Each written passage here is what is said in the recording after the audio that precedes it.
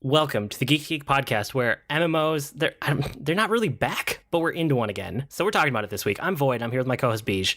Kupo! There you go. That's your hint. We're talking about Final Fantasy XIV because we've been playing it a lot, and it's still the summer slump, and this is what we're into at the moment. And we haven't gotten to dig deep onto like a specific MMO before and talk about it because in the whole time we've been recording the podcast, we haven't both been playing the same one at the same time before. So we figured we're overdue and we're both super excited about this. So this is what we're doing this week. Before we get into like it as a main topic, I wanted to just kind of get into like, why did we start playing this game? Because I think it's very different for both of us. Yeah. I think it really is, because this is one that I'd kind of avoided for a long time. So, yeah, I'm pretty sure that's different for us on this one. Yeah, well, I started playing because it was part of my Final Fantasy, the whole series, mainline series playthrough that I did. I did start to finish in order, and I got to 14, and like I had hated 11. 11 is the only one I didn't beat, but I mean, you can't really beat an MMO anyway. So I figured that like 11 and 14, they were going to be like extra. If I got to them, I got to them. If not, I don't really think of them as part of the mainline series, because an MMO, like an online version of a game like this, is just such a different beast than the single player JRPG core of the series. So I did it just to try it, and I was kind of amazed with what I found. And I've grown to, I really, really like this game. Sometimes I love it, but overall, I don't know if I can say that I absolutely love it. I'm not like that gung-ho about it because it's still an MMO at its core, but it's a really good game. So that's why I picked it up in the first place. But you had different reasons. I was going to ask if you had played 11 during your playthrough, because I couldn't remember with you hitting 14 for that. So you did hit 11? I had tried 11, and I just hated it. And so, like, as part of the playthrough, I wanted to touch on it, but I just couldn't do it. Like, it hasn't aged well. I think if it was your first MMO back in the day, right when it came out, it was probably a good game at the time. Just like, I have really good memories of EverQuest, but I would never try to go back and play it. You know? Don't do it. I did. I went back and tried to play EverQuest Classic on some of those new servers they had. Don't do it to yourself. Yeah, but you started just playing because of friends, right?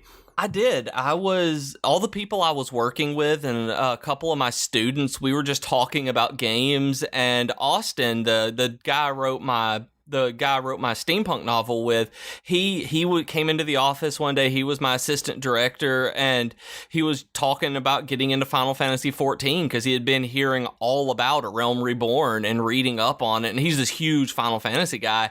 And I remember playing 11. I played 11 when it was new, and it was not my first MMO by any stretch of the imagination, and I was like you, I bounced off of it super hard, and I loved EverQuest, but I had moved into Star Wars Galaxies and at that point, and it was so just a better game for what I wanted. And so I was comparing 14 in The Realm Reborn to what 11 was, and I was just resistant and like no way, not a chance. And then he convinced me of playing it. He convinced all of us playing it. So we had a group of real life friends who were in the office and my students every day, and we would be able to go home at night and run dungeons and quests together and do duties. I said duty, not duty. And we could do all of this stuff together at night and go into the office and talk about it. And so we saved up and bought a house, and it was just this great piece of community and friends that I've never experienced in a game. Even with having played other MMOs with real life friends, it never quite felt like Final Fantasy XIV, because it was just like, oh, we're hanging out. We had Hot Tub Tuesdays, or was it Hot Tub Thursdays? I think it was Hot Tub Tuesdays in our house, where we put a hot tub in the bottom of the house, and then we just hung out in the hot tub on Tuesday nights and talked to each other on Google Hangouts. It was weird, but Final Fantasy XIV was a social game for me, so that's why I really love it. And I think I'm in it for the story mainly. I mean, and this is one of the things I want to talk about. Like, let's just get into like what we think makes this game amazing, because this has kind of been what our texts have been about for the last 2 or 3 weeks, just random scattershot. So if the podcast is a little disconnected, that's why. There's just a bunch of random thoughts in here, and a lot of it is like why FF14 is amazing. And for me, one of the things is that like it feels like a Final Fantasy game first and an MMO second. And because I'm such a huge fan of the series and I love what it's doing, like in a way, this is the most Final Fantasy game that we've gotten in the like classic Final Fantasy style since Final Fantasy IX. You know, like that old style that's in an actual fantasy setting instead of kind of like a sci-fi, future tech, magitech setting. Even though there's a tiny bit of that in here, but you know how there are ones that are in different veins, especially like 7, and then you get into 8 and like 10 and everything after it. They have a different feel to them. And they do. They have that almost sci-fi feel where I can't even say almost, where they are sci-fi instead of fantasy.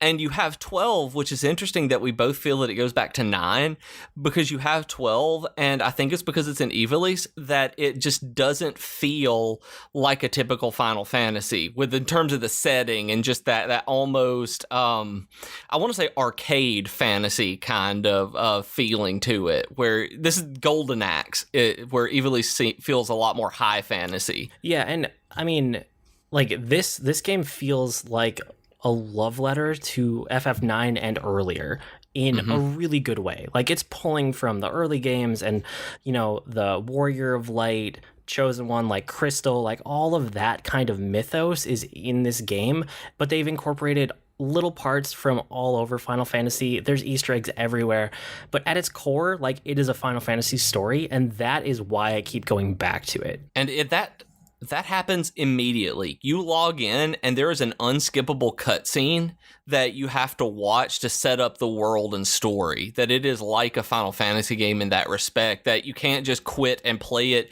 just as an MMO, that there are unskippable cutscenes in this game that make you partake in the story. Well, and there's something that I've never seen in another MMO, and it's really long cutscenes.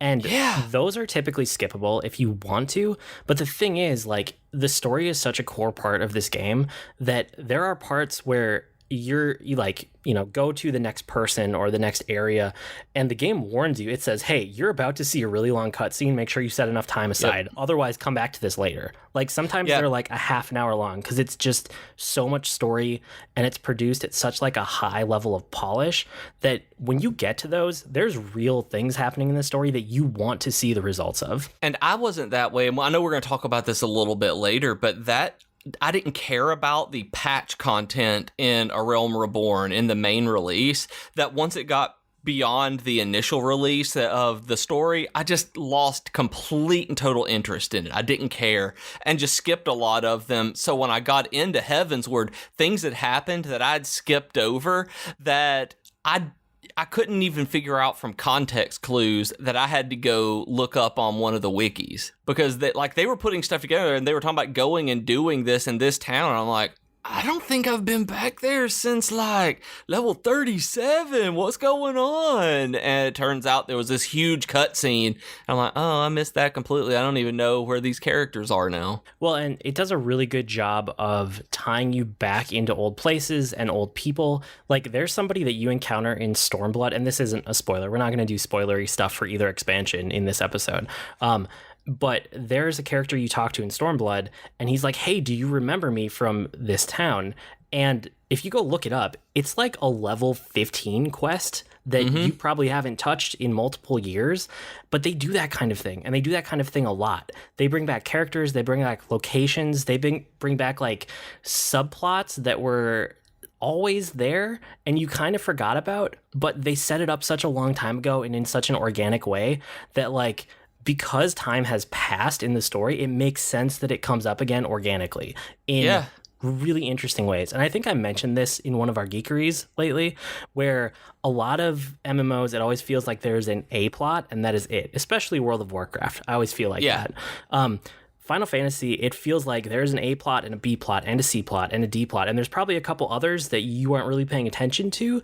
And then there's also like your class quests on the side. And then there's side content beyond that, but all of that is in like the main thrust of the game in a really, really cool way. and I love it. Oh, that's what I was going to say when you were talking about, because there are the class quests, there are the job quests that you do, and they build on each other even until level 70 through Stormblood, that from the very beginning there are recurring characters and recurring themes that are coming through the entire thing.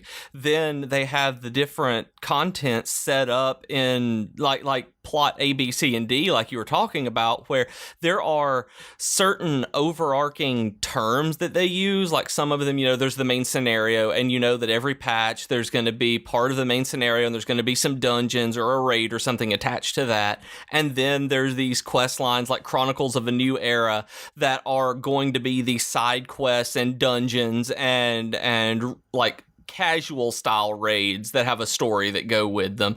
And it's just really interesting to me how they manage to tie these together, that everything has a story behind it.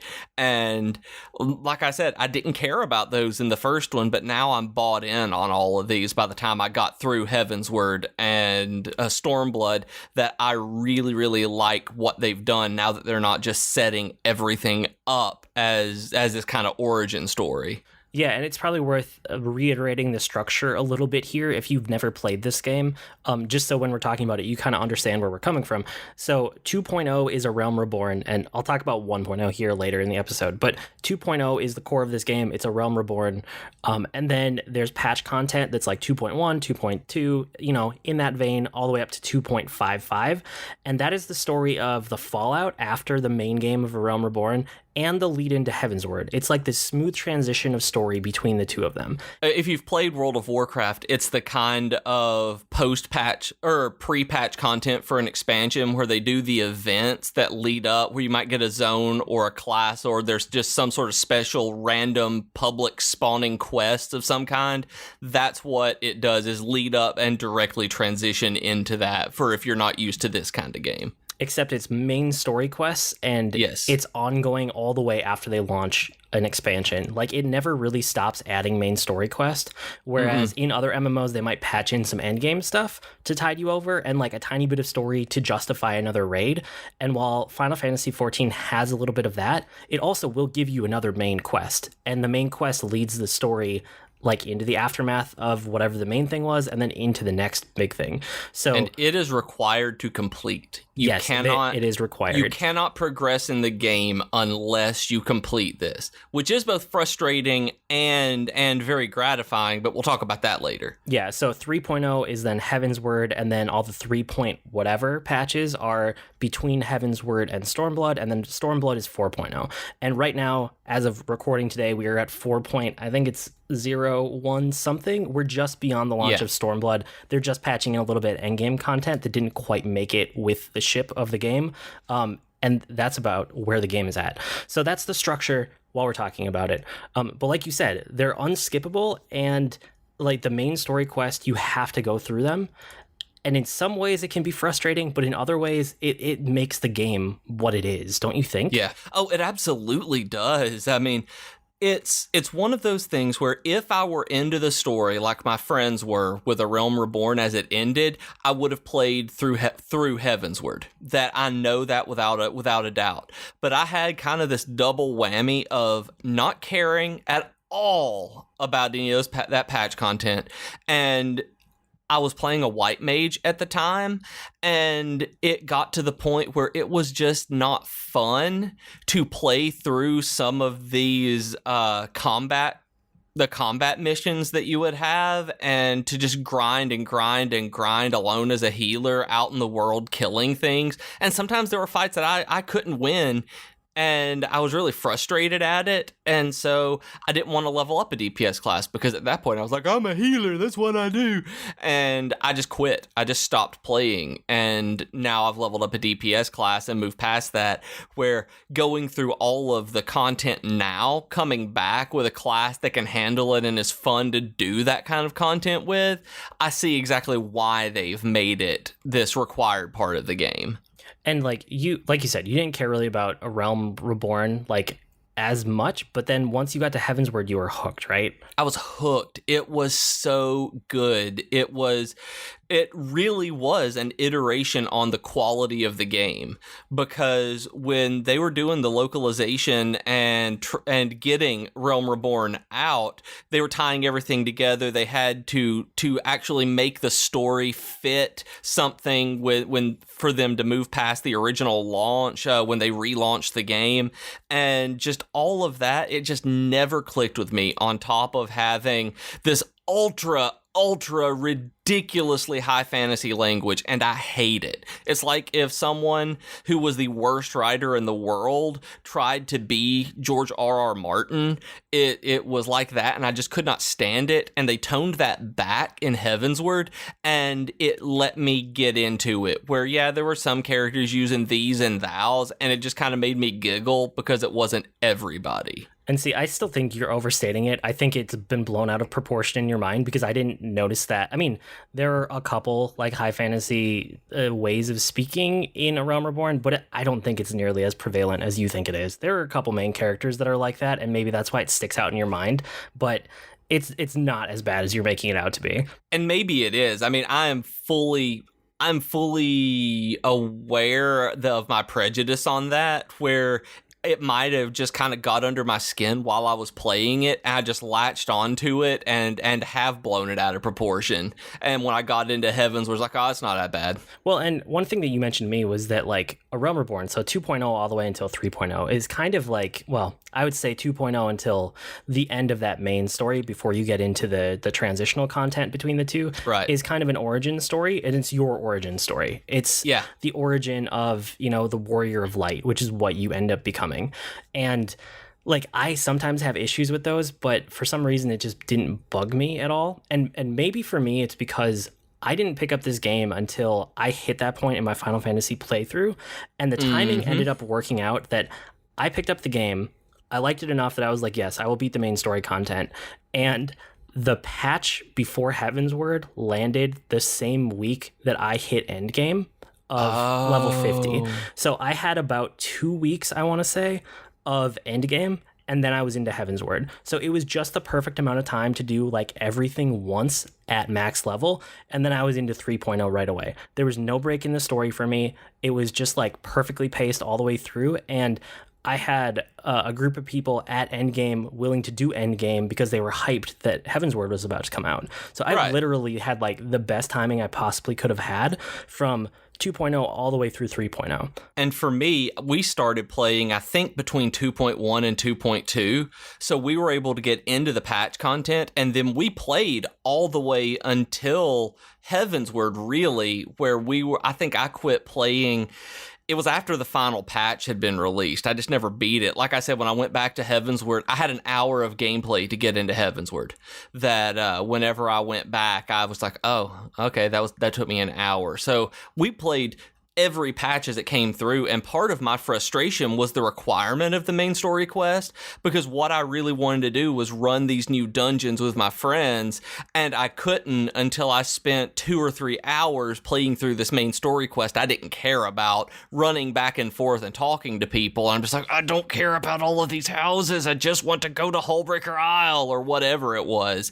And locking the new dungeons makes sense behind that. I mean, locking the new content behind the main story quest makes sense, but as a player who wasn't playing it for the story at that point, I was super frustrated by it. And yeah, the story is the reward for me. Like, I like that part, so I love whenever they patch that in.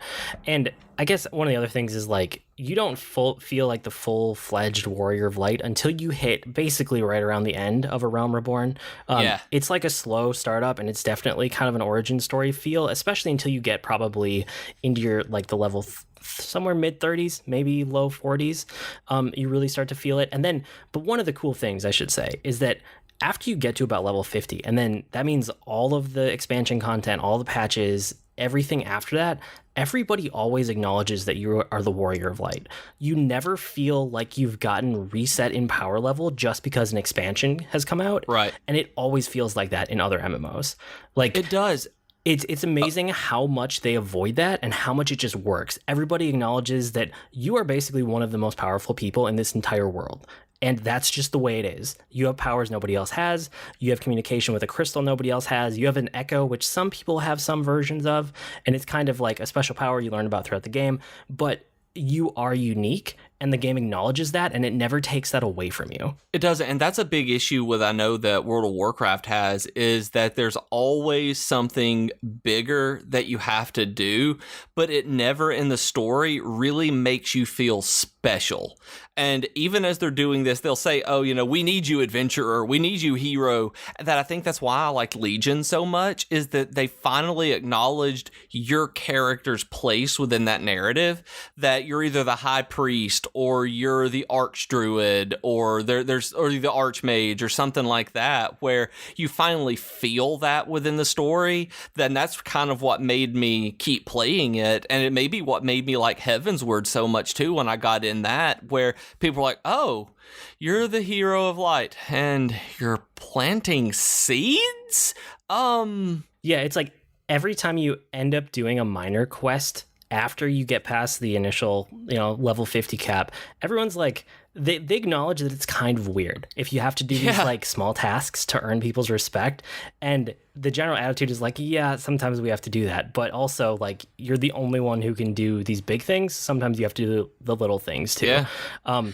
But yeah, I mean, it has an MMO feeling, but I still think it can be played as like a typical Final Fantasy game, which is really cool. And you were saying if that you really wanted to, absolutely. Yeah, you were saying maybe like the fact that it's on console too can help with this. I wonder if it does, because I've not played a lot of console online games. Like, I know I've played DCUO and stuff like that, but I've never really dug in on like Final Fantasy XI to know what the community tends to be. But I don't know, maybe it has to do with it being on console, that it feels, they were like, we want this to be a Final Fantasy game first, that it's a mainline numbered Final Fantasy, so we need to let the people who are buying that on the PlayStation 3, let it be a game that they would want to buy on the PlayStation 3 instead of it being a PC port. Yeah, and I mean, the fact that it's PC and console, it's cross-platform, and it's really cool. And the main, and by cross-platform, we mean literally cross-platform. You are playing with people on the PS4 and PS3 and PC in the same world, unlike Overwatch, which you don't get to play with people. Even though it's on both platforms, they are cordoned off from one another. Yeah, so you have typical hotbars when you're on PC. If you've ever played an MMO before, you know the gist of it. And then they have something, I think it's called the crossbar on a console. And I played that version of the game just because I was interested. That's not what I play mainly on. I mainly do PC, but it is totally functional. Like, you could adjust to that. It's not my preferred method of play. I wouldn't go that route, but I know a lot of people that do, and they prefer it. And one of the things, I know a lot of people that do, and I tried, and it's the worst. And I've played MMOs. Like I said, I played a lot of DCUO, actually, and it uses a similar trigger system to give new hotbars.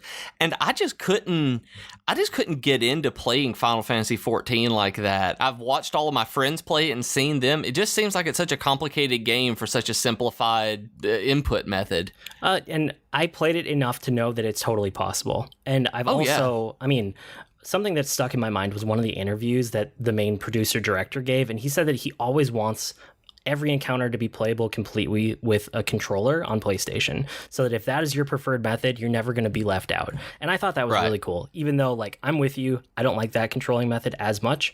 I will take PC any day, and that's what I play on, but it's just cool that it's an option. And I mean, there's lots of other just cool things in this game that make it accessible. So one of the things we should talk about is the grouping tool, which is, in this game, it's called the Duty Finder, which in other games it's called the Group Finder or Raid Finder or whatever it is. I call that coffee. Yeah, no. But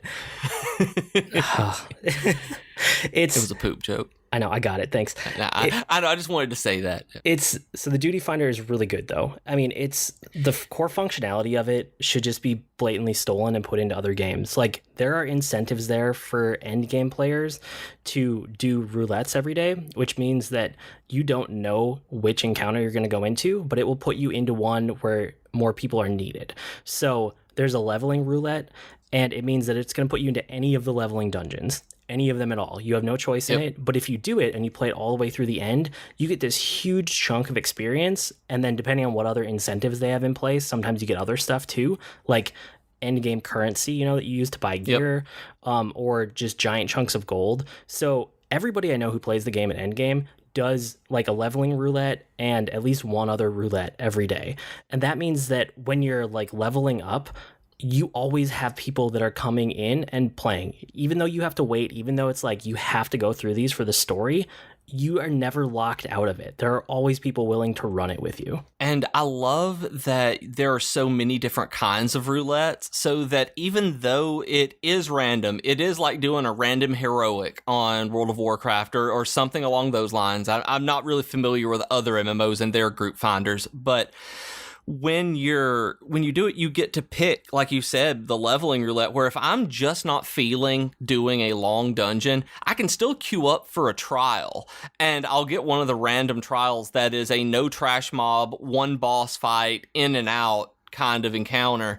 And even if I don't want a random one, you can still queue for old stuff and it will scale you down in the duty finder, where if you just want to go back, like I went and farmed some old weapons recently so that I could just get some skins that I wanted, and it was in groups at that level just getting them and having fun and playing, because people are still playing this content for, you know, both to level and to use the roulette system. It works so well to keep content fresh. Yeah, and there are dungeons and there are also trials, like you were saying. And trials are my favorite part of the game, honestly, outside of the story. The story is the most important thing to me.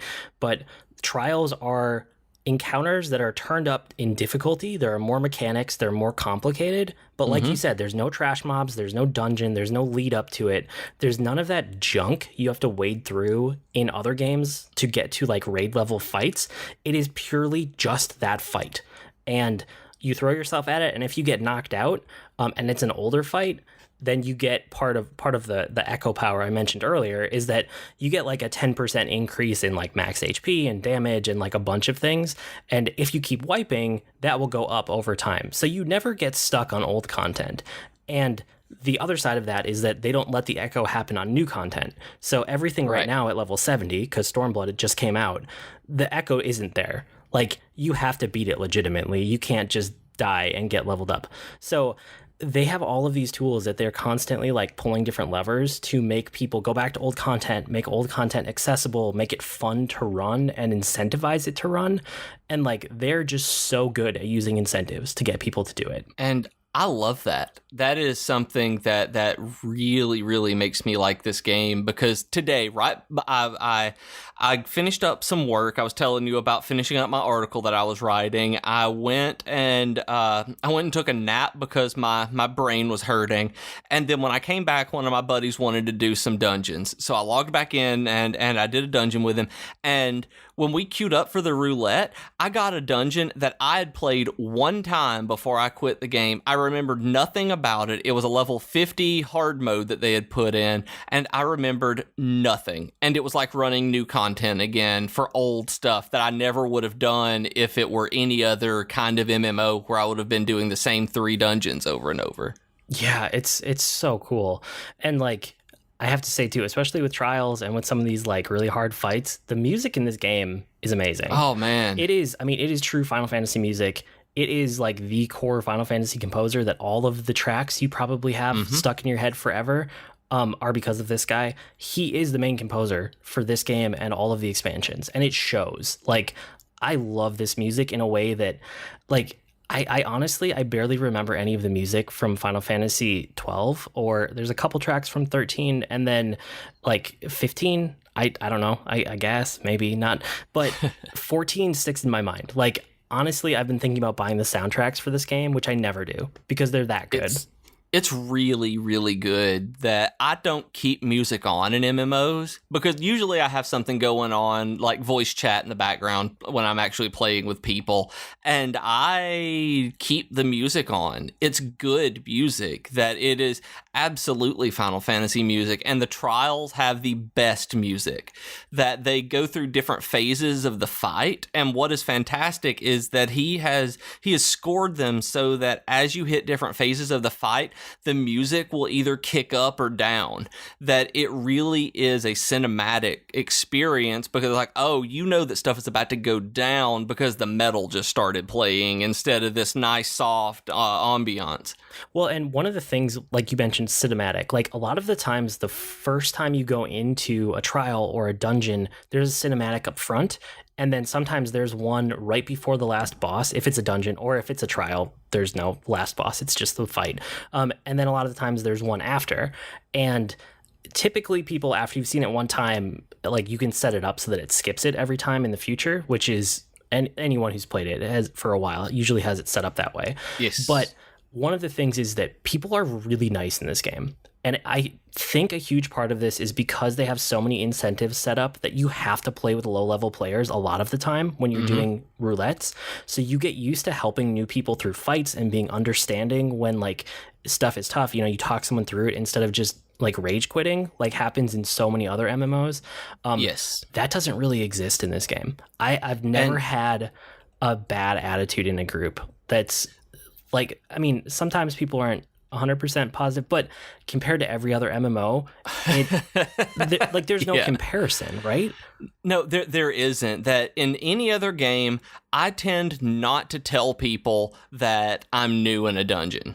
And this game, you have no choice but to, because the game tells everybody, it gives you a bonus for running with people who are new to the dungeon. That it's like, oh, somebody is new and they've never completed this content. You're going to get a bonus of 100 of the end game tomes or one of the currencies because this person is new when you complete it. And everybody gets that bonus. So it incentivizes you to play with the new people and get them through it.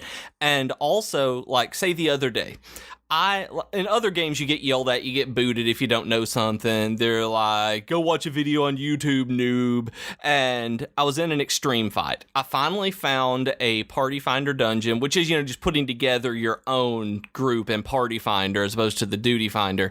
But I found a group for one of the new extreme modes, and it didn't require, they didn't lock you out if you had never completed it. And so I get in there, it gives the whole, somebody has not completed this dungeon, and there were about 3 or 4 people who were flipping out. They're like, oh my goodness, this is an extreme fight. Who came in here without doing this? And I was like, me.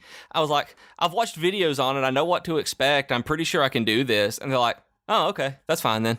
And then we beat it 3 times in a row and farmed it, and I got 3 pieces of high-level loot off of it. But in WoW, I would have never told them that was me. There's not a chance. I would have been booted like that. But in Final Fantasy, like, hey, it's me, guys. I watched a video. We're good. And they're like, cool, dude. You're awesome. You did something. You're another person. And, like, that's the thing. They treat you like people most of the time, not like a character in a game. And a lot of the time, people will talk you through a fight. If you just say, what are the mechanics here that I need to know? Which is really nice. But the point I was trying to get to is that because there are these cutscenes in the dungeons, people understand that, like, that's a core part of the game, and they will let you watch it. Like, in other MMOs, if there's, like, a quest giver or there's something questy or, like, main story in the dungeon, trying to do that, your group will run off without you. Mm-hmm. And in Final Fantasy XIV, that doesn't happen. People wait. People see the little cutscene icon above your head, and they wait. Like, most of the time. Most of the time. But it's just generally understood, and it almost always happens. I rarely ever see people get left behind or try to be rushed. Generally, it's just like, hey, thanks for the run, enjoy your cutscene, and then people like take off if it's at the end of a dungeon. So that's really nice. One of the best ways I've seen people to basically indicate we're not going to let you watch cutscenes is that they've put in a countdown timer that you can access, and that as you're running toward the boss, the tank puts up a 10-second countdown timer, or 15 or something like that, where they're like, it's an unspoken, I'm about to pull this, you can watch as much of it as you can, without saying, stop watching that. Now, I have been locked out because I'm watching, and I have been booted from a group for watching before, and I'm like, whatever, I don't care, I'll queue up again, because it's just, I'm gonna do that, and I'm playing this game. Yeah, I guess I've never run into that, and maybe I'm just on a nice server, maybe, it's possible.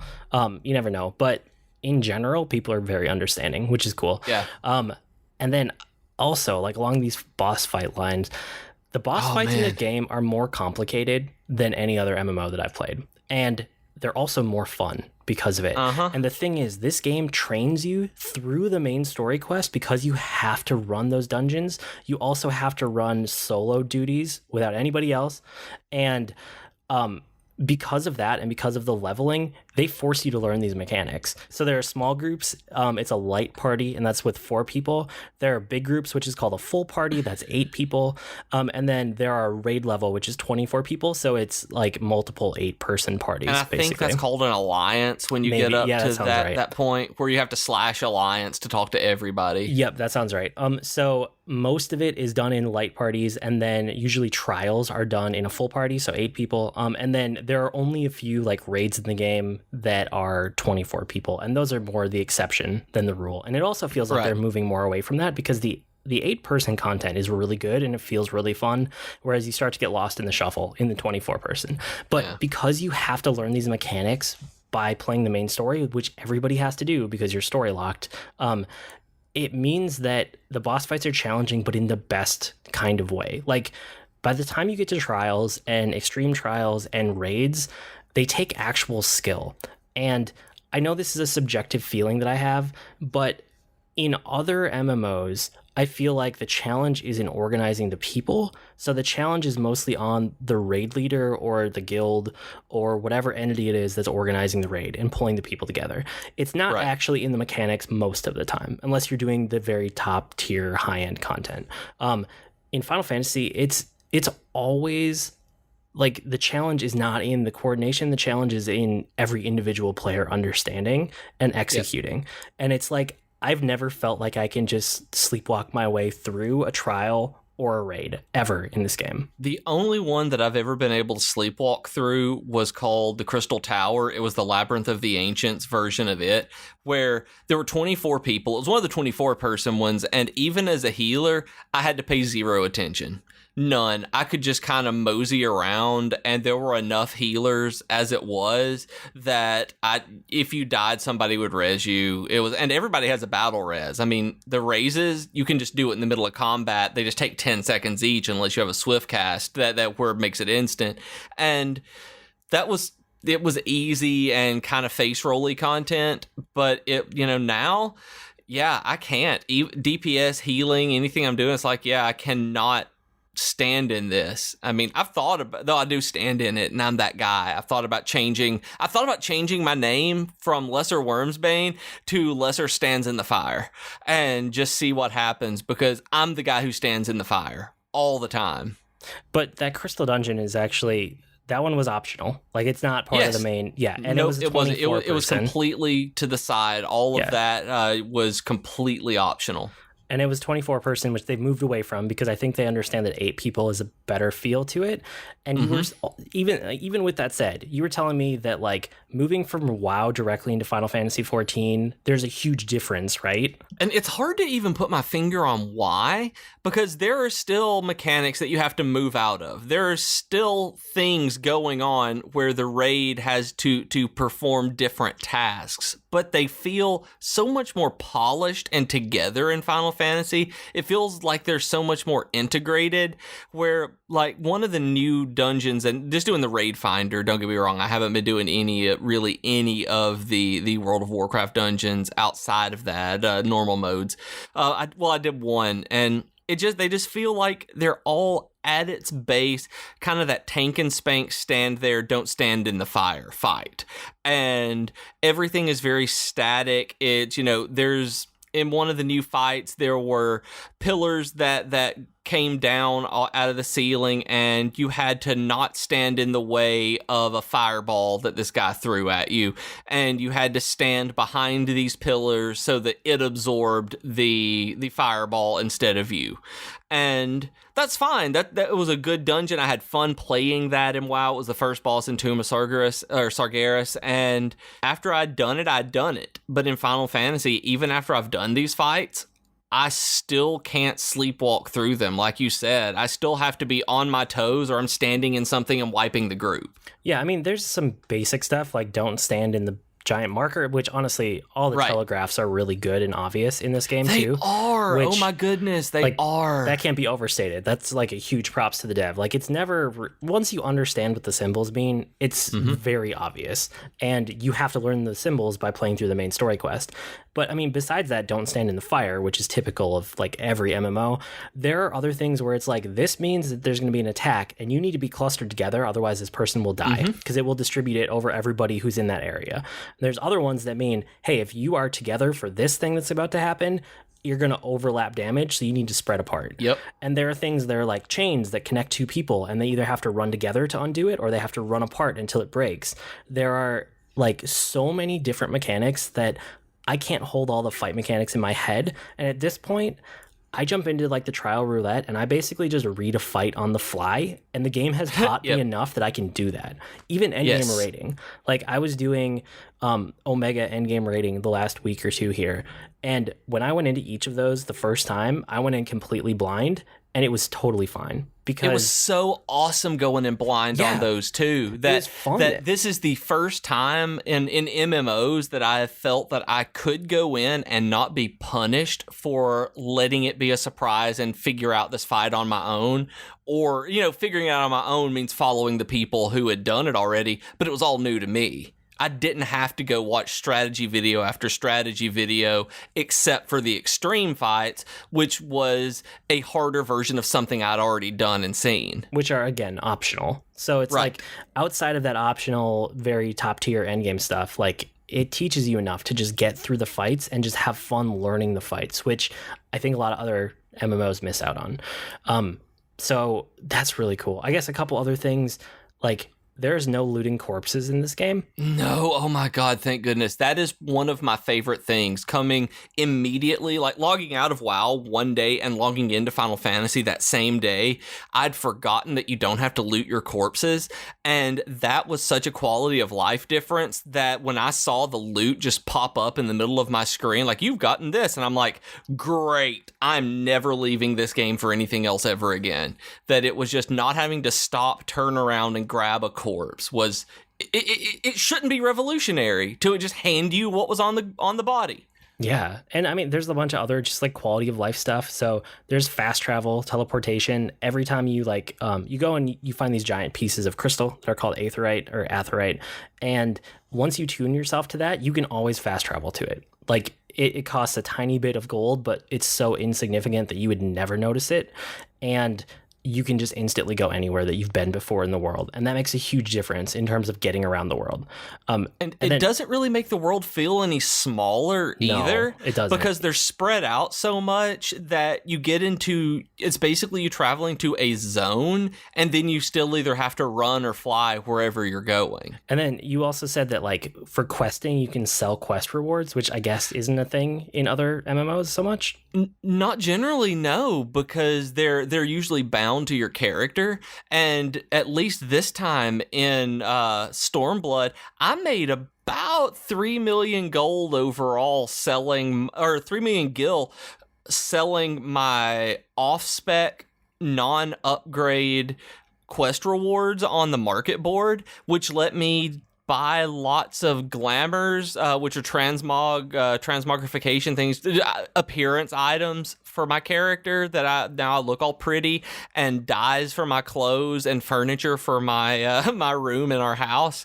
And I wouldn't have been able to do that if it were just another, okay, here's another belt that you're not going to be able to wear that's not an upgrade for you. It's like, oh no, I'm going to grab these really expensive tanking gear, these tanking boots, and throw them on the market board for 150k gil.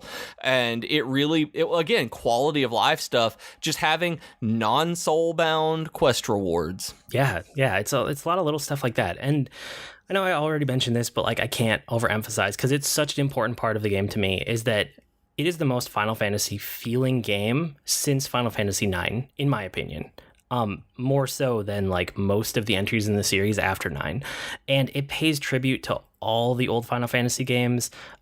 There are some dungeons that are obviously ripped right out of old Final Fantasy games. Like there's a library from FF5. There's Ghost Shipwrecks from FF5. And there's a bunch of other ones too that I don't want to necessarily spoil, but those two are pretty safe to talk about. There's things like Sid and Biggs and Wedge, and you were saying there's an event from FF6 that you noticed, right? There's an event that's on if you go to the main page right now, it's called, or you may see it when you log in on the launcher, called Fly the Falcon.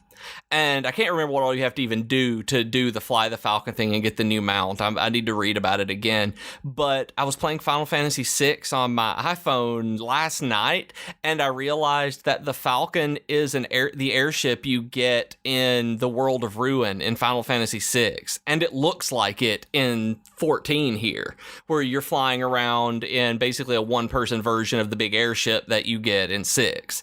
So, and it's called the Falcon in 6. So, I mean, it is directly taken out of that game. Yeah, and there's lots of locations and enemies and NPCs, and you said even like attack animations that are just ripped out of the old games and remastered and put into this in a way that makes sense in the Final Fantasy XIV world.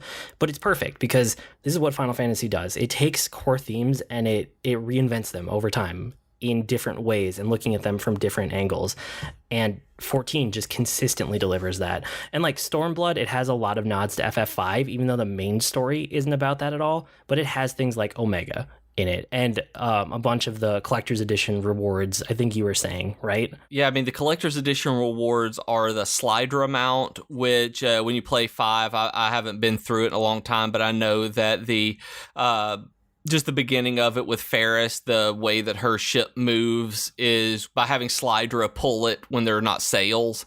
The chicken knife is the most powerful weapon in the game, and that is the Red Mage glamour that you get from the collector's edition is the Final Fantasy V chicken knife, stuff like that. They've had Final Fantasy 13 events where I wish I had gotten it, but you can buy it now on the Mog Station, the store for Final Fantasy 14, where there was lightning and snow appearance outfits that you could get so that you could wear and look like them. And there are things too, like veteran rewards. So yeah, for every amount of time that you stay subscribed, they will give you rewards that are just random stuff. It's mostly cosmetic and it's mostly fun. Sometimes it's mounts, sometimes it's looks and appearances, but you get it just for staying subscribed to the game.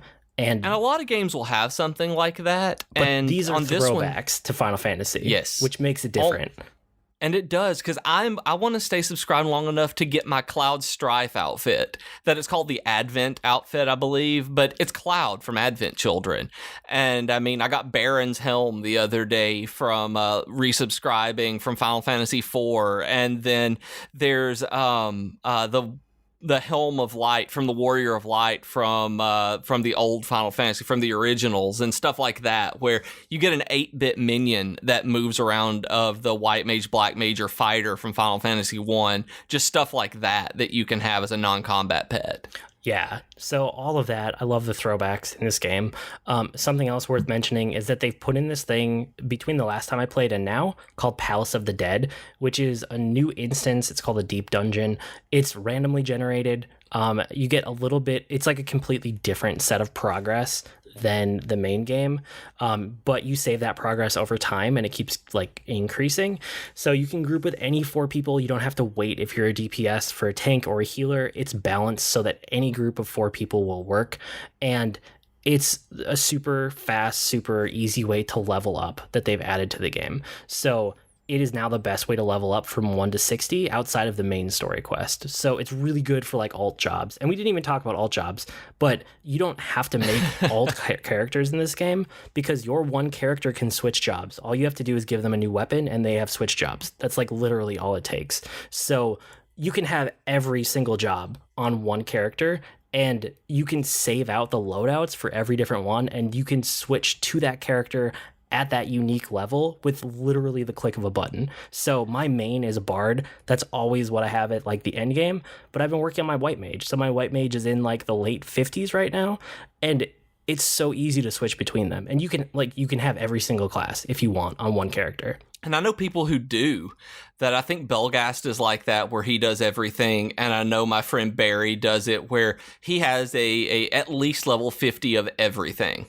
And it blows my mind. And he had 50s of everything when that was the cap. So, I mean, he hadn't been playing a lot, but that blows my mind. I can't do that. I've tried a lot of them, and I just don't necessarily like the crafting and gathering professions as much, and I tend to be a battle guy, and that's okay. There are a lot of people who love that other stuff, but you can be a crafter and gatherer and fighter and healer and tank on one single character, and it doesn't ever feel like you're really taking away from your character, that you're still making progress. And the only issue that ever comes up with it for me is that the roulettes that give the extra rewards, basically you can only get the daily reward on one job. So you have to pick whether you want the massive XP boost on an alt job or if you want the end game currency on your main job. But you have like 5 roulettes to choose from. So exactly. So some of them give higher and lower of each of them. Yep. So that's the cool. One more thought that I should get out there, a little bit of a tangent here. So I told you how like A Realm Reborn is 2.0. Well, 1.0 of this game was just Final Fantasy 14. I think it was Final Fantasy 14 Online, maybe, as the full title. I think so. Yeah, I think that was the title. It launched and it failed horribly. It was a bad game. Really badly. There were tons and tons of problems with it. So they brought in a new director producer, and he looked at the game and he was like, this isn't really salvageable. We're going to rebuild this game. So even though it's one game, it's not. This is a completely separate game from 1.0. So there was 1.0 and all of the 1.x patches. So any patch that was 1 point something, that is a completely and utterly different game than A Realm Reborn. So if you played this game at launch or within the first 2 years that it was out, you haven't actually played the game we're talking about. You played an entirely different game. And the story that they did was that it was coming to the end of an age, so there was a huge cataclysm, and 2.0 is what happens after that. So it's the start of a new age, and they tied the lore together. They made it kind of a seamless story. I think there's technically like a 5-year gap in between there. But right. I mean, they completely made a game from scratch in the middle of maintaining another game and then tied them together. And it blows my mind. So if you guys want to know more about this is actually something from my geekery this week that I looked up because I knew we were doing this episode. There's a documentary from NoClip that is all about Final Fantasy XIV, and most of it is about 1.0 to 2.0 and how that happened and what it was like inside the company and the thought behind the decisions that were made and all the effort that went into it. So if you guys are interested, just Google NoClip Final Fantasy XIV and it will pop up, I'm sure. And it is so good. I've only been able to watch the first part of the 3, and it is so good that I can't even tell you guys. Like, you know, if you've listened to this for a long time, that my first geekery was a behind-the-scenes making-of documentary about Broken Age. This is my kind of documentary, and it does not fail. This is so good. No, and I cannot wait to finish it up. And it did hit on it did put in kind of that cliche urban myth that everybody talks about with 1.0, was that the game, they cared so much about art assets and making it be beautiful that there were potted plants that had as many polygons as the player characters. And so it just tanked system resources and performance and FPS, and they were like, maybe we shouldn't have potted plants with that many polygons. And it was that kind of just complete and total obliviousness to what kind of game they were making that made them transition into the second largest MMO in the world. Yeah, it's amazing how much they've bounced back, but it's a really cool story. If you guys have any interest, I highly suggest looking up that NoClip documentary. Okay, one more set of things before we get on to geekery. So I asked for questions if anybody had them about FF14, and Data Error sent a couple our way. So Data Error wants to know, what does Final Fantasy XIV do with its gameplay to break away from the standard, like, WoW MMO mold? He said that most games nowadays feel kind of samey, MMOs, mechanically, and it sounds like something else has grabbed us with this game. So I would say, in the open world, in the side quests, and in some of the main story quests, some of that feels pretty much like MMO combat. The thing that's different is once you get into the solo duties and once you get into any of the group finding, the group duty dungeons or trials, especially once you get to the trials, especially once you get to some of these really big epic fights that happen as part of the main story quest, those do not feel like any other MMO I've played. No, not at all. And yeah, it's got hotbar combat. Yeah, you're pressing 1 to cast stone, you're pressing 2 to cast whatever else, but I mean it feels different. You've got a cast bar, but the one thing I've learned is that there is a slight queue between your abilities, that it lets you for half a second maybe even queue up your abilities between animations, which makes the combat feel just a little bit smoother than like WoW whenever I'm just spamming Frostbolt, where it is a hard, okay, now it's time to cast this. It's just the way that they've made it feel. It feels just a lot more graceful than a lot of the other MMOs. And the movement and how they bring you in with the different mechanics of the fights, and the way that they integrate social aspects of the game, because there are also, if you've played World of Warcraft, then and other games like Guild Wars 2, there are things like public quests, and they call them fates in Final Fantasy XIV, where they're just events that pop up in the zones, and you can go do them and get experience and rewards, and sometimes like you can grind up for mounts in some of them, that kind of thing. And there's stuff like that that brings a little bit of difference to the game, but it's still MMO-y kind of, oh, you're killing 17 of this one thing. You can't escape that because it's an MMO, but it's basically what WoW did for the MMOs before 2004 is really what it feels like Final Fantasy XIV has done. It took a Final Fantasy game, took what they liked best out of online games, and then made it really the best that they could make it, the best version of it available, because you can tell that Yoshi P, the guy who took over the process at 2.0, it was talking in the documentary how he was an online gamer, that he did this, that he had been playing since Ultima Online, I think it said. So he saw what worked in online games and what didn't, and so he's taken it and been like, okay, this is the MMO that I want to play, so this is the MMO I'm gonna make. And yeah, it's an MMO. I mean, there's no way around it, but it's just kind of that, as of right now, it's the best that we've got. It's the best example of it, I guess. And the story. I mean, they have so many social systems in this game, I guess, that between, you have free companies, you have a party finder, you have a duty finder, you have different link shells that you can use to... that you have different link shells that you can join for different kinds of quests and things, which are basically custom chat channels. It's the social part of it is just fantastic. So, and I would also say, because the question was specifically about gameplay, it actually has a really long global cooldown. So if you've played a bunch of MMOs before, this is something that you'll notice right away. And if you've only been playing Final Fantasy XIV, you forget about it. But most MMOs have a very short global cooldown, and the thing that affects your rotation is your like. It's either like what you have in terms of meter management or your ability cooldowns. And Final Fantasy XIV takes a different approach. It makes a really long global cooldown, which means that every action you take has to be like thought out and the right thing at the right time. And it takes more strategy. In like it sounds like it might be bad because it slows down the process, but the fights take the same amount of time. That's not what it is. It's really that it gives you just enough time to think about what you're going to do next, and it changes the gameplay in subtle ways that are really, really good ways. So I really like that about it. Going to other MMOs after playing 14, they feel spammy. They feel very spammy. Yeah. Compared spammy. That's a really good way to put it, with the queue system and the long global cooldown. Yeah, and so it's a mixture of that long global cooldown, and like you said, you have that, you can kind of like half queue an ability like a little bit before the global cooldown is up because of that. So that's all built into the game. Another question is, can you briefly talk about how much your enjoyment comes from the overarching story compared to the smaller incidental quests compared to the social aspects?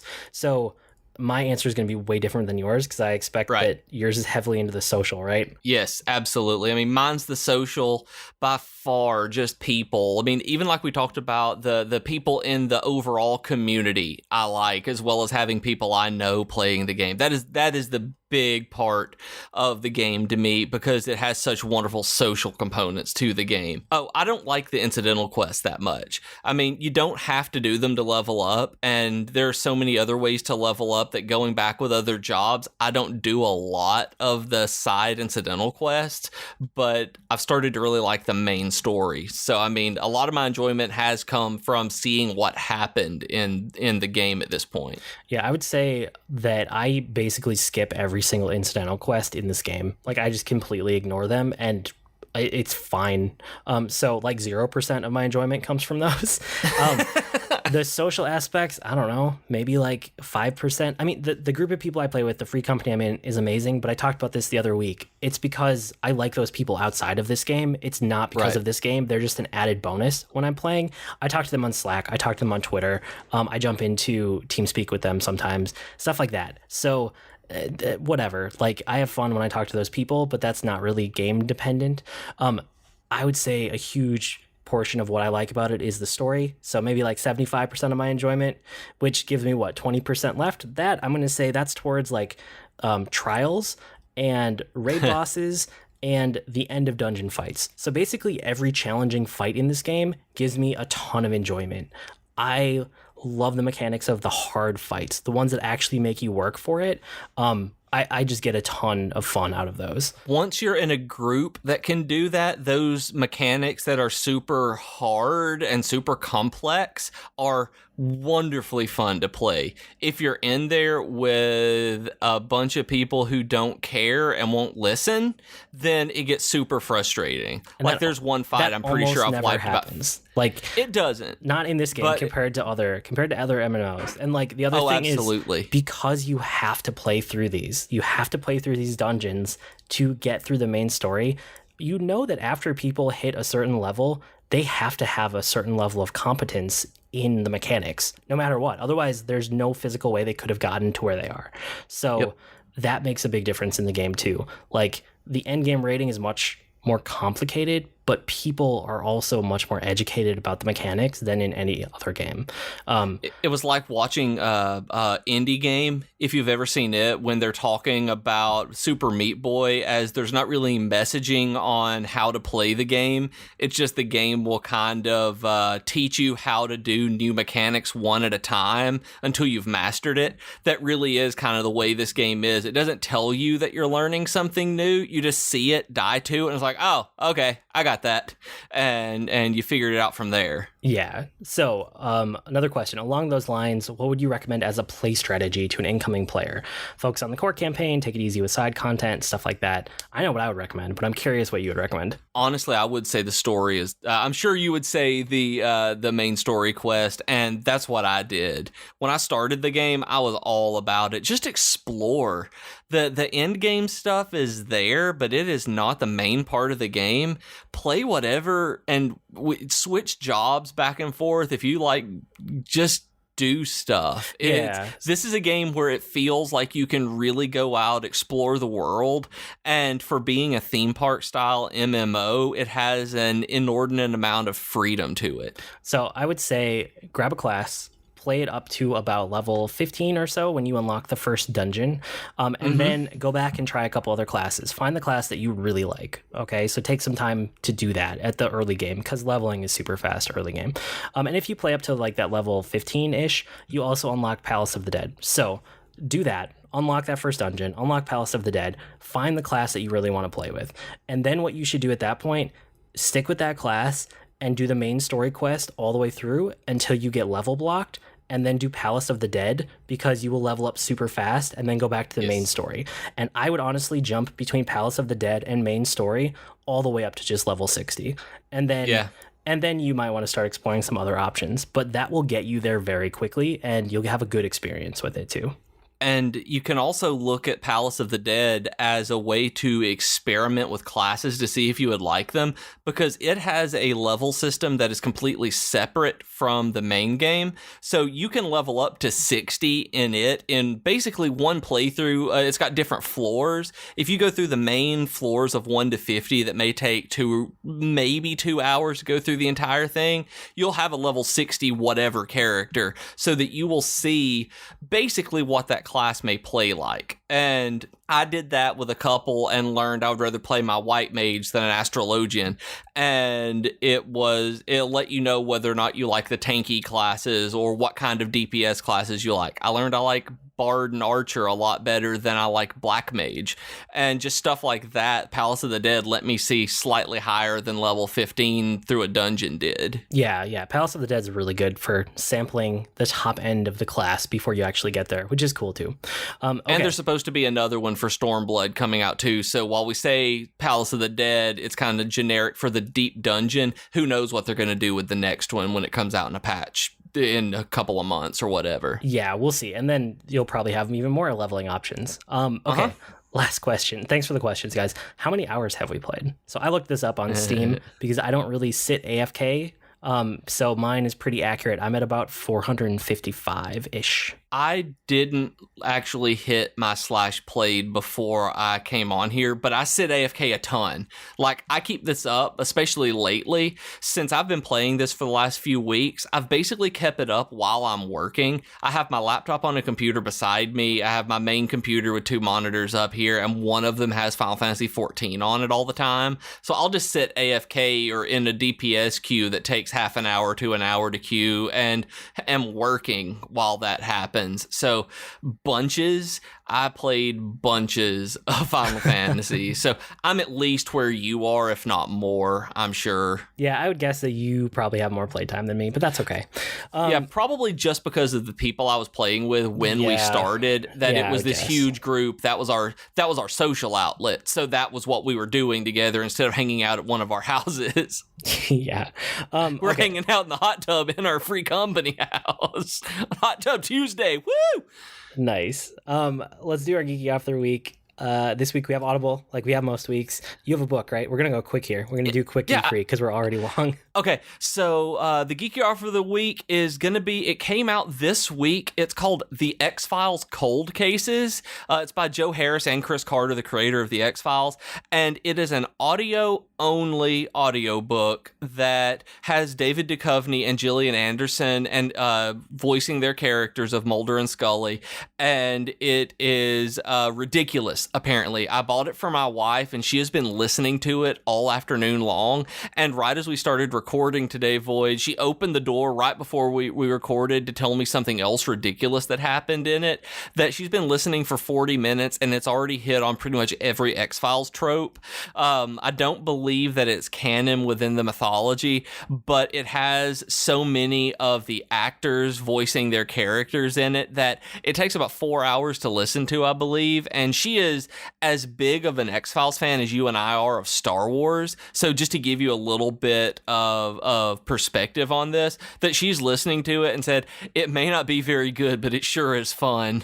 So I wanted to recommend that since it is Audible only. It's an Audible original, and that came out this week, brand new. So if there are any X-Files out there with a PH, you should go to audibletrial.com/geek2geekcast and pick up the X-Files Cold Cases by Joe Harris. Sweet. For free. Nice. And then we should also say, last week we mentioned if you wanted more Spider-Man content to check out the comic box. And then since then, Geektitude has also released an episode. So another show on our network also covered Spider-Man. Basically all of us did it. So go check out the Geektitude episode with Joe Hogan about Spider-Man. And he had a guest on, which is one of his regulars on there. But it was another cool Spider-Man discussion to listen to. So if you're not listening to all the podcasts on the network, I recommend it. I like them all. Otherwise, they wouldn't be on the network. This is true. Yeah, so time for Weekly Geekery. And again, we're going to go quick here, but why don't you kick us off? We finally finished up Dick Van Dyke Show. We started watching it last July when we were on vacation, and so it took us about a year to get through the season, just watching it on and off again, and it was fantastic. It was the first classic TV show that I really ever liked, and we started Mary Tyler Moore, the Mary Tyler Moore Show, and it's on Hulu, and I'm loving it. Like, I don't tend to like these kinds of shows, and I just want to watch Mary Tyler Moore, and part of it's because she's pretty, but also she's just legit funny. That this is one hilarious woman, and I just like watching her. I like watching these characters, and I do miss Dick Van Dyke, but I'm excited to see where the Mary Tyler Moore Show goes forward. So I've been watching that. I've been playing Final Fantasy VI on my iPhone, and I truly hate the interface on it. I downloaded Final Fantasy V for my iPhone, and it has a fantastic interface in comparison, but 6 got me. 6 got me, and it's really good, and I'm dealing with the absolutely terrible interface because 6 is such a good game, and I've gotten to the point where I don't remember what's happened in any of it now, that I've never played through this far except for just 1 or 2 times when I was younger, so it feels like a new game to me, and so I have to say thank you, Void, for telling me to level up when I get to new areas, because that's made the game a lot better. Like, it's made it so much more enjoyable. Having played all of the iOS Final Fantasy games, or versions on iOS, I should say, of like 1 through 6, 6 probably has one of the worst battle interfaces, which is annoying, but most of the ones on iOS have auto battle, which makes like grinding and leveling between stuff so much better. So that's why I like those versions so much more. That is why I chose to play it on my phone as opposed to anything else, is I went for these because of the auto battle that makes it so much nicer. It's just that quality of life thing that when I'm grinding, I don't have to hit fight, or attack every time, where it's good. So I'm enjoying it. I'm gonna play through it, and I like it. Okay, report more on that one next week, because I want to know your progress, because that's a really good game. I never thought Final Fantasy VI would be one of those killing time games. Like, oh, I'm doing this, I have a few minutes, let me play Final Fantasy VI, but being on the phone with auto battle has made it kind of that kind of game. Yeah, this is the benefit. This is why I always push for the Final Fantasy games that are on mobile, 1 through 6 anyway. The ones after that are a little bit different, but that's why, because you can play them in 5-minute chunks, and it works really well. It does, strangely enough. I never thought that, but I did start Couch to 5K again. I swallowed my pride and finally decided, you know what, I haven't been able to call myself a runner in a while, and I want to again. So I sucked it up. I started Couch to 5K again. I didn't mean to start at day 1, because I tried to start on like week 3 or 4 because I can run a mile, but it messed up. So I just kind of went with it. Whenever I clicked it, something messed up when I thought I hit week 3 or 4, but I'm running again, and I had to send my new running shoes back that I bought, the Mizunos, and they gave me hot spots on the balls of my feet. Have you ever had that? You ever felt that? Like, heard of hot spots for runners? Nope. It feels like I'm rug burning the balls of my feet with every step. It's super weird, and is the only shoe that I've ever had do that, and I've read a bunch on other people getting hot spots, so I've never felt that. So I sent them back to Running Warehouse, and I ordered today a pair of Ultra Paradigm 2s that they're super cushy shoes that I'd run in the Ultra Olympuses for a while and loved them, and decided to give the Paradigms the road shoe a shot instead of their hybrid trail. So we'll see. Those should be in tomorrow or the next day, because from Zappos, they're awesome. And then my nephew had a birthday party at a place called Sky Zone last weekend, and it's a trampoline park, a jump park. Have you ever been there? Yeah, there's a couple by us that my daughter's been to for birthday parties. They're pretty cool looking. I mean, the kids always have fun, and they wear themselves out. Did you jump at any of them? No, the ones near us are all very much like kid oriented. Okay. See, this one lets adults do it. It's very much a family thing, and they have basically a Ninja Warrior course in it. They have 3 different obstacle courses that you can do, and I didn't realize until then, like, you watch Ninja Warrior, you watch American Ninja Warrior, in either one, it's just like, you see these athletes and you see them do this, and they make this stuff look so easy. You're like, yeah, I'm not in that good a shape, but I bet I could do that. No, you can't. No, I couldn't. It is terrifying and scary, and I realized that there are some things I can do, but the majority of them I can't, and I learned how out of shape I was at Sky Zone, and all of my pride is gone, that I am not the American Ninja Warrior. That you see people. No, I do. Don't. I know now, and I gave myself, I kind of hurt my neck doing it, and I may have to get a massage this week from it. This is what happens now that we're getting older. I'm not going to say we're old, but like the aches and pains have started. We're past 30. Like, it happens. People in their mid-30s are apparently not supposed to jump on trampolines for 90 minutes. I mean, nobody told me this. Not without like working up to it over time. No, that's a really bad idea. No, I'd run like 3 times in the last week and a half, and then went straight to 90 minutes on a trampoline. Man, yeah. I'm a smart one. SMRT. Yep. I for my part this week, my wife was out of town for a long weekend, so I did a bunch of Final Fantasy 14, and then I like watched a bunch of movies that they were on my list, and it was a bunch of stuff that I knew my wife probably wouldn't be into, so I just kind of caught up on them.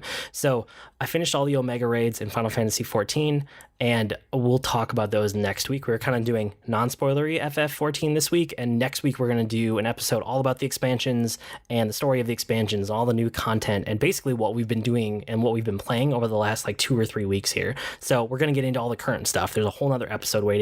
And by the way, if you want to send more questions, there's another episode next week about it. So send more Final Fantasy questions our way. We'll answer them. I rewatched a bunch of stuff. So I rewatched Game of Thrones Season 6 because Season 7 was about to premiere. I rewatched Doctor Strange, and I still liked it. I rewatched Civil War, and I realized that I do not care about Bucky at all. I have zero emotional connection. I think he is the most boring character in the entire MCU, and that is probably why I hated Winter Soldier when everybody else seemed to love it. And I can't wait for him to be less important to the story. Like, I hope he takes a smaller role over time, even though I know from the comics he might eventually become Captain America. I hope that doesn't happen in the MCU because I just find him extremely boring. Like, anytime he's on screen or the stories about him, I was checking Twitter, and it's like, that's when I know. After the first time I've seen a movie, like, I pay attention the first time I watch a movie. When I rewatch stuff, anytime I pick up my phone to like check Twitter or do something else or check on gaming news, I know that part of the movie is not engaging me. And it was literally every time I was reaching for my phone to do something else, it was because Bucky was on screen. And I was like, wow, I just don't like this character at all. I don't care. I'm the same way. They tried to make this relationship some sort of emotional touchstone, and it just doesn't work. That nothing about it feels natural. That their friendship, sure, when they're, in the first Avenger, when they're young and before he becomes Captain America, great. When they're soldiers, cool. They're soldiers. They do this. Then he dies. It's like, yep, Bucky died. I didn't feel anything then. It's just like they were two guys, and then they try to make it this, like I said, this touchstone for Cap's arc, and it falls completely and totally flat. There's nothing there. Yeah, it's so funny because if any other character, any other superhero character in the MCU died, I would have an emotional reaction to that. If they killed Bucky again, I would be like, oh, okay, good. I don't have to deal with him. Yeah, good. And I don't have to watch him anymore. Yeah, he was the only one that I would be like, good, I'm glad, finally, get him out of there. Everybody else, I would have other emotional reactions to because they've built up to it. And Bucky, I just don't care. So that was a revelation to myself about the MCU that that explains a lot of my feelings towards the movies that people like more than me. Is just, I don't like him as a character. So the new stuff that I was watching, I tried Little Witch Academia because people had told me it's basically like Harry Potter except way better. And it is extremely anime. I did not make it through the first episode. I didn't know this when people were recommending it. I just heard like Harry Potter, but way better. And I was like, oh, okay, I like Harry Potter enough. I'll check it out. But no, this is like as anime comes. So I bounced off of that before finishing the first episode. Since my wife I really want to go start it now because with you bouncing off for something being too anime, I want to see how long I last because it was about 3 minutes on Voltron for me. So I'm really curious on this one now. Yeah, I don't have a high tolerance for anime in the first place, but this one was just extreme. And then since my wife was out of town and my kids and I had been watching When We Left Earth, I finished up that one. So we watched the last couple episodes of When We Left Earth, and it's still just my favorite space documentary. It's really good. Right. I watched Arrival finally. And what'd you think? It was really good. I liked it a lot. Okay, great. I didn't want to have to disown you. No, I loved it. It was a really good movie. I want to rewatch it, even though I understood what was happening the first time. I heard a lot of people come out of that movie and they're like, I didn't get it, but I didn't feel that way. I thought it was I didn't feel that way at all. It's like, and maybe it's one of those where we are so ingrained in that sci-fi explanation That's of things. Probably part of it. That we instinctively. Well, not even instinctively, but we're so used to it that's like, oh yeah, this is what they were doing. Okay.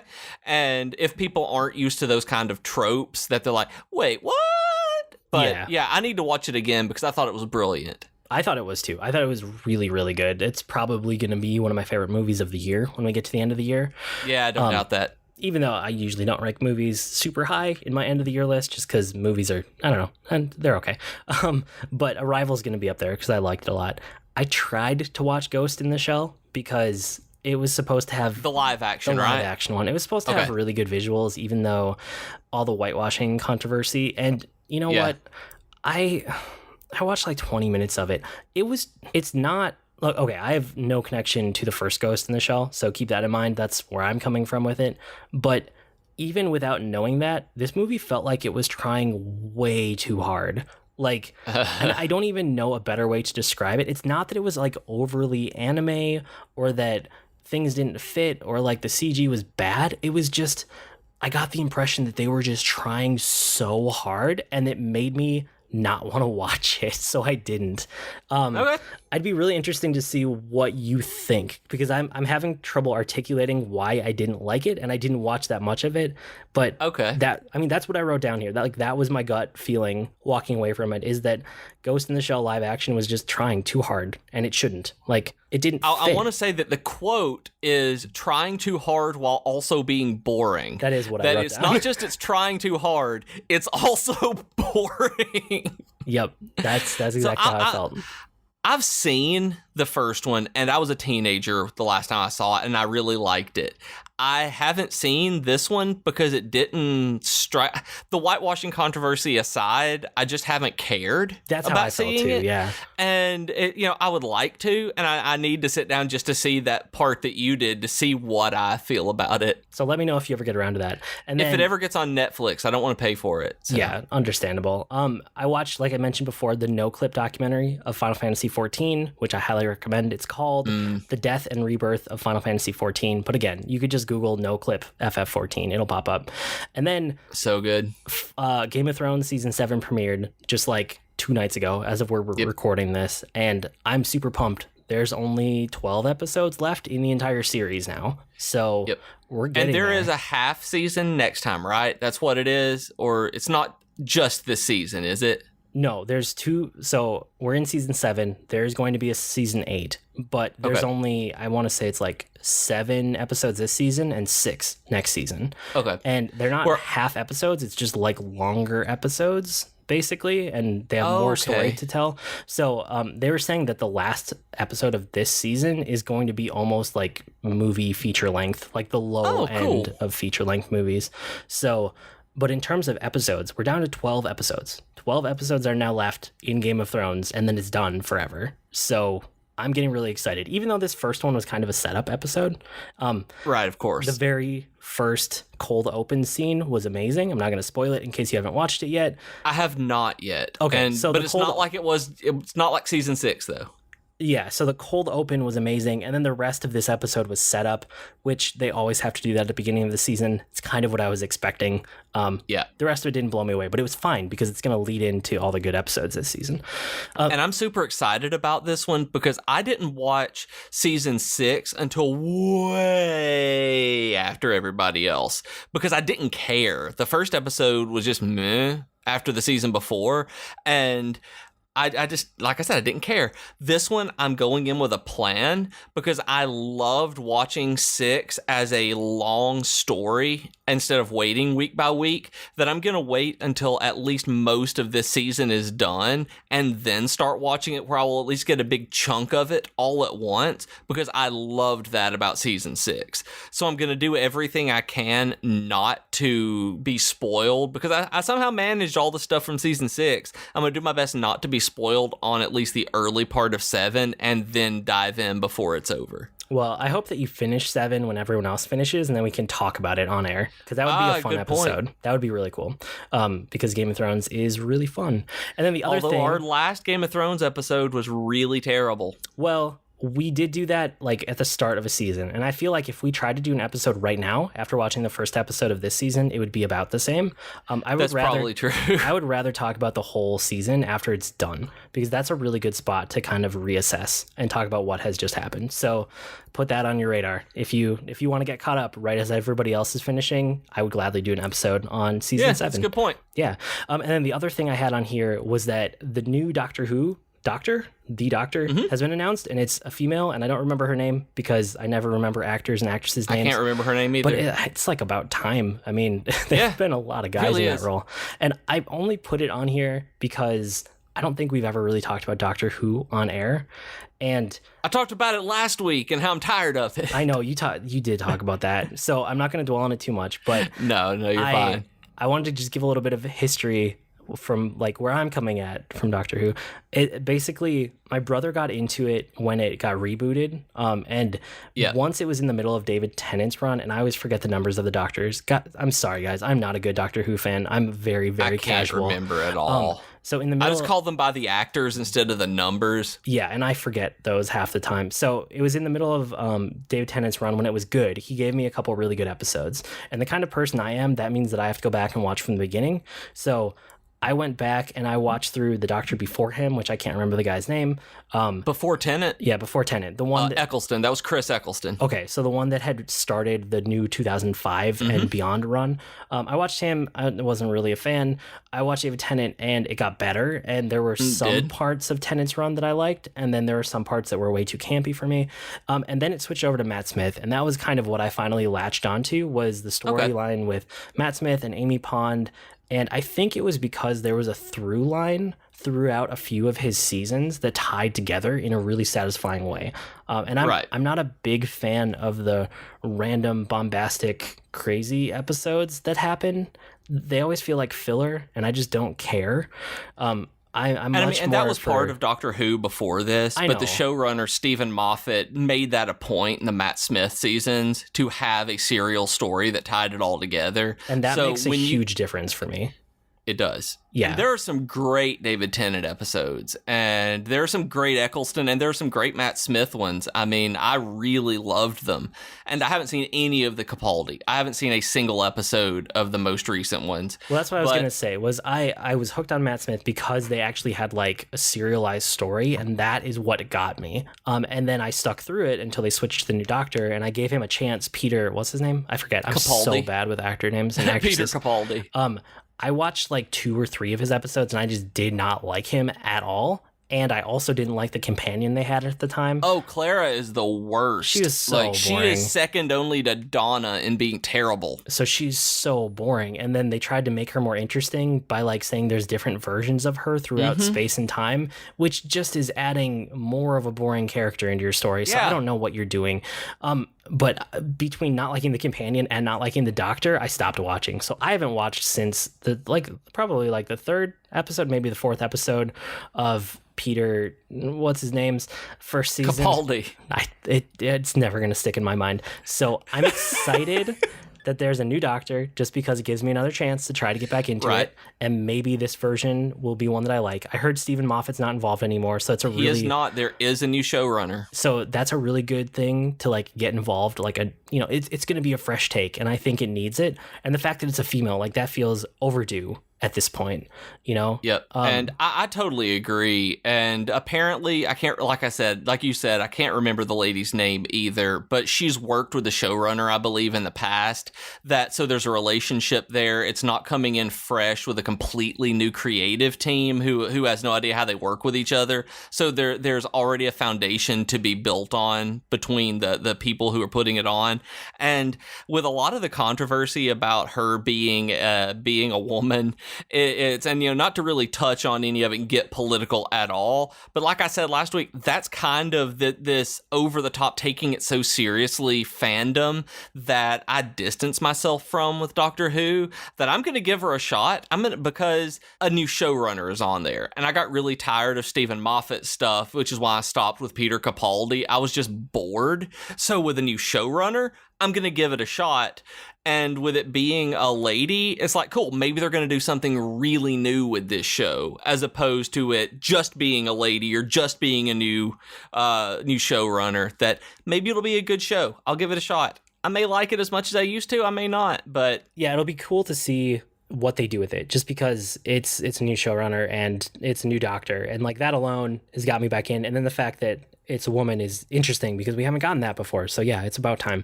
So that'll be cool. And I think they typically do it in like a Christmas episode, Christmas special, right? Is when they switch a Doctor over, if I remember correctly. It's been a while.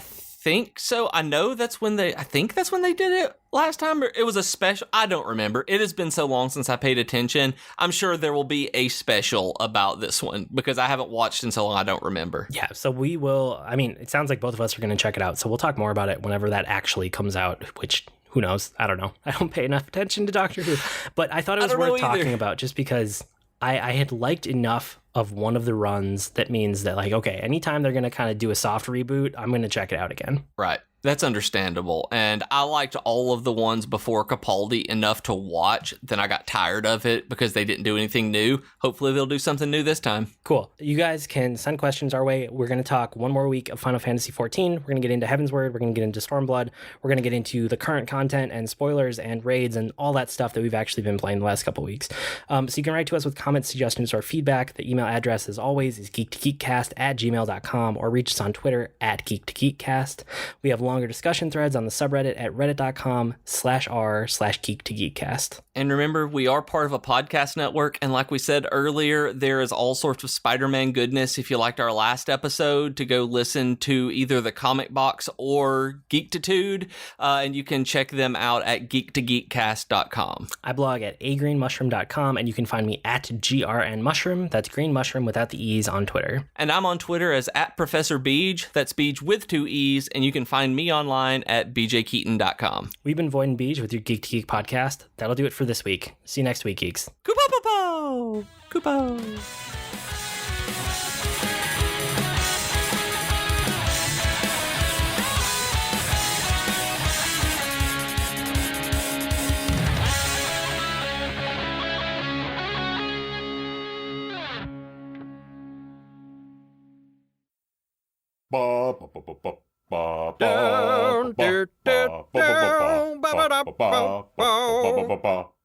Comics. Hey everyone, this is Rob, your friendly neighborhood comic geek. And this is Liam, the languishing, lascivious Liam of Langley. Wow, that was extremely illiterate of you. Well, I try. We are the hosts of The Comic Box, part of the Geek to Geek podcast network. So join us. Bop, bop.